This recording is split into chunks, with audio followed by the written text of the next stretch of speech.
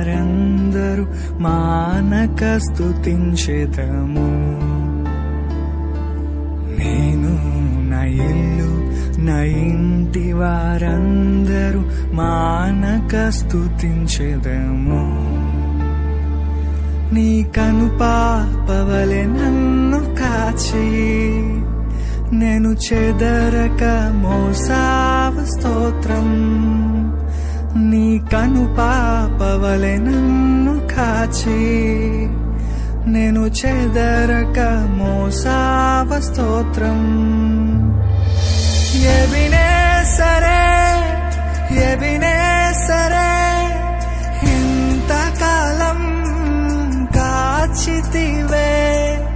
ఎబినేసరే ఎబినేసరే నా తోడువై నడచితివే. స్తోత్రం స్తోత్రం స్తోత్రం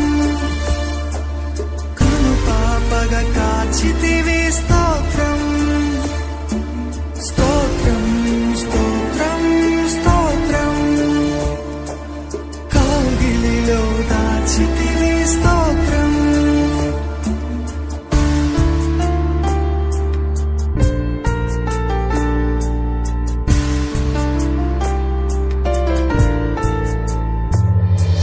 ఎడారిలో ఉన్న నా జీవితమును మేలతో నింపితివి. ఎడారిలో ఉన్న నా జీవితమును మేలతో నింపితివి. ఒక కీడైన దరి చేరక నన్ను తండ్రిగా కాచావ. స్తోత్రం ఒక కీడైన దరి చేరక నన్ను తండ్రిగా కాచావ. స్తోత్రం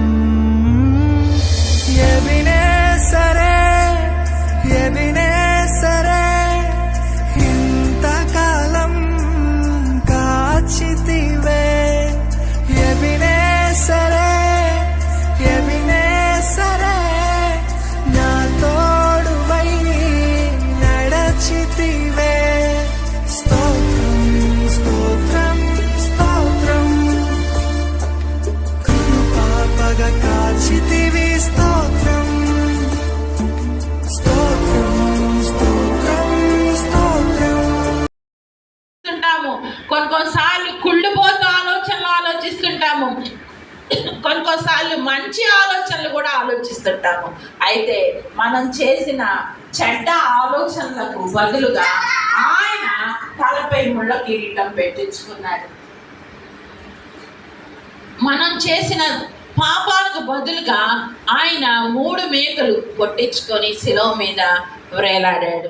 మొన్న ఒక ఆయన అంటున్నాడు, మీ దేవుడు అంటున్నావు కదా, 3 మేకలు ఆయన చేతుల్లో మేకలు కొట్టించుకొని వేలాడాడు, కాళ్ళల్లో మేకలు కొట్టించుకున్నాడు కదా.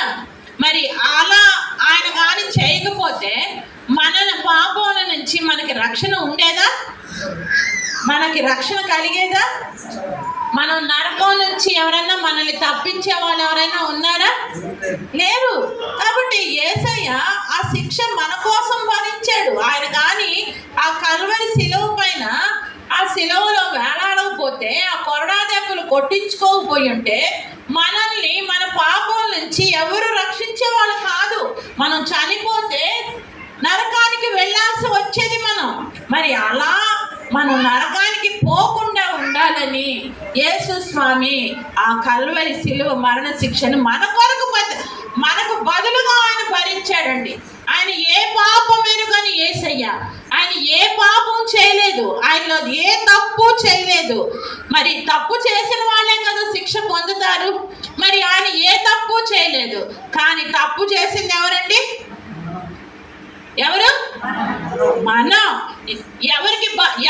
ఆశలే లేని నాదు బ్రతుకును నీ కృపతో నింపితివి. ఏ ఆశలే లేని నాదు బ్రతుకును నీ కృపతో నింపితివి. చూచుచుండగా